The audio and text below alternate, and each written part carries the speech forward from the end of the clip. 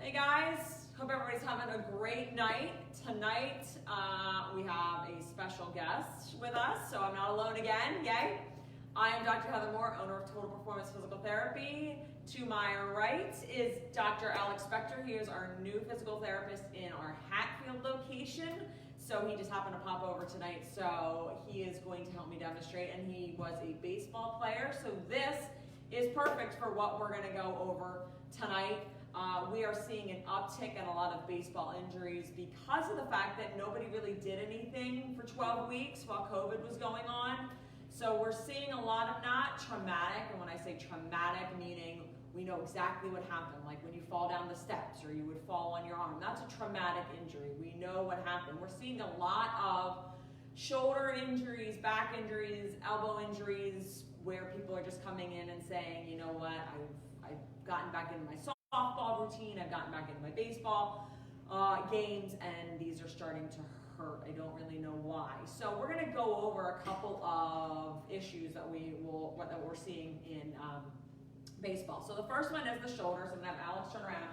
So a lot of times we're going to feel the pain right in through here and then up in through the front of the shoulder. Now we're seeing this with pitchers sometimes. We're seeing this with just athletes that are throwing longer distances than what they did when they were sitting at home doing nothing.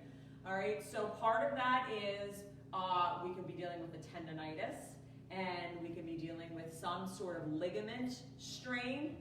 So it's really important that if this is continuing on more than 2 weeks, that you come in and you get it diagnosed and we work on it. We offer a free consultation. All you have to do is call our office at 215-997-9898, and we'd be happy to get you in. But any sort of pain coming in the back here could be ligament, could be a strain. 2 weeks is the cutoff of when I say you need to really get it looked at. So one of the things that you can start to do at home, and one of the things that you want to look at, is what we call our external rotation. So Alex is going to show our external rotation. So he actually is pretty good. I didn't expect him to be that good being a baseball player. Exactly. So a lot of times what's going to happen is you're going to see this start to kind of freeze up. So instead of being able to go all the way out here, all right, that's normal. And actually in a healthy athlete, you should be probably going a little bit beyond that, especially if it's the arm that you normally throw with. You're going to start to see it shorten up. This is a major, major problem. Now I can't tell you why you start to shorten up.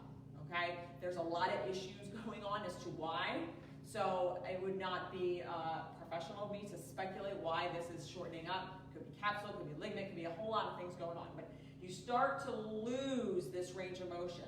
So what happens when you start to lose your external range of motion? You have to get it somewhere else. So where is that somewhere else? I don't know. And this is where you really start to mess everything up. So if Alex wants to demonstrate a throw with like normal external rotation, so he's going to go ahead and show you what a normal external rotation throw looks like, and then he's going to show you one with a shortened external rotation. So you can see how your shoulder, your elbow, your lumbar spine, your low back, everything goes in and place differently when you just shorten that range of motion. And what did I show you a shorten of? Maybe 10-15 degrees, just a little bit. Even that loss of range of motion is significant and can cause issues. Shoulder, hips, knees, elbows. So go ahead and show them like a regular baseball throw. Yep, nice and easy. So there it is with normal external rotation, all right? And you saw all of the parts working together. You don't want to see me throw, so I'm so glad Alex is here, all right? I can diagnose it and I can treat it, but I can't throw it. And now we're going to see it with a shortened external rotation, and you're going to notice how everything kind of shortens up, how things change. And if you looked at that in really slow motion, you would see a difference in angle here, a difference in angle here. Significant changes occur in your body. So a quick and easy test that you can do right now is literally just do palms up and see, do you have equal external rotation? Are you limited? Okay, now I was a swimmer, so I have ridiculously horrible shoulders. So yeah, I have a horrible external rotation. So if it looks like this is a problem. I'm not trying to swim anymore or throw a baseball, so it's not a problem I have to worry about. But if this is what you look like as a student athlete, you should be seeing us, okay? So it's a very quick and easy kind of test to do. You should be more, man, I can't even do it, it hurts. You should be more out here, okay? Usually when you're an athlete, you're hypermobile, which isn't necessarily a good thing, but when you're limited like this, everything suffers. So we're starting to see a lot of shoulder issues. So you can have tendonitis, a strain, some sort of pull. So then we're going to go into the elbow. All right. So when you're talking about the elbow, you've either got inside pain or outside pain. It's going to come either here or here. Yes, there's little leaguer's elbow. There's Tommy John surgery. There's everything we could go into. Again, I'm keeping this really broad because a lot of issues we're seeing right now is coming in as just elbow pain.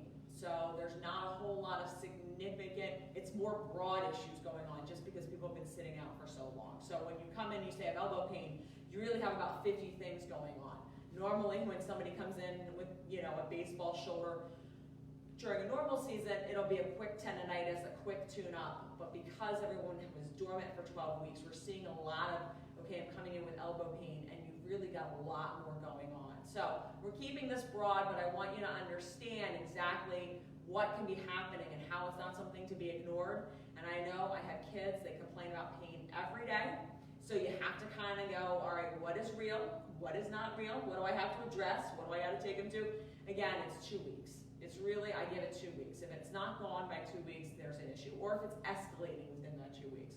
If they come home every day, my elbow hurts, my elbow hurts, my elbow hurts, it's getting worse, or you notice them pitching differently, you notice them throwing differently, address it. It means they're compensating. So you're going to have either pain on the inside or pain on the outside of that elbow. The elbow is not something that you're going to see. You're going to have full range of motion. So you're going to be able to move it up and move it all the way down. Sometimes you might get a stretch out here if it's really, really bad. Most of the time, though, you're going to be like, you're going to ask your kid to bend and straighten your elbow, and there should be nothing, and they're going to be able to move totally fine. They're going to have full strength. It's going to be coming from weakness up here and loss of range of motion with this mobility again, okay? So when you're talking about elbow pain, you're generally talking about tendonitis or a ligament strain, same thing that goes on at the shoulder, but a little bit different cause. Usually when we're in the elbow joint, we're not necessarily addressing the elbow joint. So if you've had physical therapy before and you're a baseball player and you had elbow issues and your shoulder wasn't addressed, that's a big problem, okay? You can't fix this without fixing this. And usually this is a direct result of this. All right? You can chime in anytime, talk over me.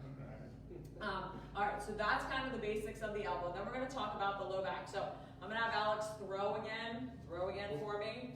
So watch his lower back and how much rotation has to go into that lower back. So what's happening is either because of the shoulder or because of the fact that nobody did anything for 12 weeks, we're missing this lumbar rotation. So if you notice how much he had to come through there, what supports that lumbar spine?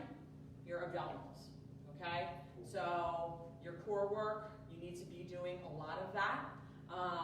If you already are experiencing lumbar pain or low back pain when you throw, it's something you really need to be addressed. We do offer free consultations. Call our office 215-997-9898. We'd be happy to get you in. Don't not address the low back pain when it comes. Don't just do core work and think it's going to go away. There's usually some muscle imbalances that we have to take care of. Okay, but again, that low back, as you shorten up because of pain, you're going to have to get that rotation from somewhere else. You most likely will get it from your hip and from your knee. So if your foot is planted and you're trying to get rotation from your hip and from your knee, you're asking to tear some things. So be very conscious of the fact that when you have pain in either your back, even your upper back, you're going to get the rotation. I promise you, you're going to be able to rotate around and throw the ball. It's going to be where that rotation is, that will matter, because that's when you're going to start to hurt yourself. That's when you start to have back pain or upper back pain. It's not something to ignore. So we showed you a couple quick and dirty tests that you could do. This one, you can also do some lumbar tests where you just rotate from one side to the other, okay? Now we'll show you just a couple things that you can start to do at home. If you don't have pain yet, you should do these anyway. So the first one is just gonna be an external rotation hold. So I'm just gonna stand here and Alex is gonna try and rotate his arm out, okay? That's the motion you want. You can do this in a doorway, all right? You don't have to have somebody resisting you, but you don't wanna do this motion where you're pushing out. That's not the motion you wanna do. It's this, it's rotation. So you wanna push, okay? If you get really good, you can lay on your side and you can do external rotation lifts, but those are really hard, all right? The main thing is that your elbow is tucked in at your side and that you're rotating out this way, okay? Keeping the shoulder down too. Exactly, keeping the shoulder down. You don't want to elevate up. These are all common mistakes that people make that you can actually be causing yourself more harm if you try and do that exercise and you don't do it correctly. And then the other exercise that you can do either for your elbow or for your shoulder is just a simple stretch. All right, I think sometimes we overlook the importance of stretching. I'm a big foam rolling person, so I always say foam rolling first, but when you're talking about your elbow or your shoulder, you want to make sure that you're stretched out as well as strengthened. You have to have the balance between the two. So just doing this simple stretch will allow that forearm, will allow that arm to loosen up. Okay, you can do this as often as you want throughout the day. You can turn your palm down, you can turn your palm up. You want to hold it about 30 seconds. You want to do 6 of those. That's going to help with the elbow and the shoulder. But again, it's super important that you get diagnosed on what's going on, because the compensation patterns that happen, the longer it goes on, the more compensation patterns you develop, the worse it is to rehab. The quicker we get hold of something like this, the quicker we can fix it. If you are having pain and want a free consultation, all you have to do is call our office at 215-997-9898, and we'd be happy to treat you. Thanks and have a good night.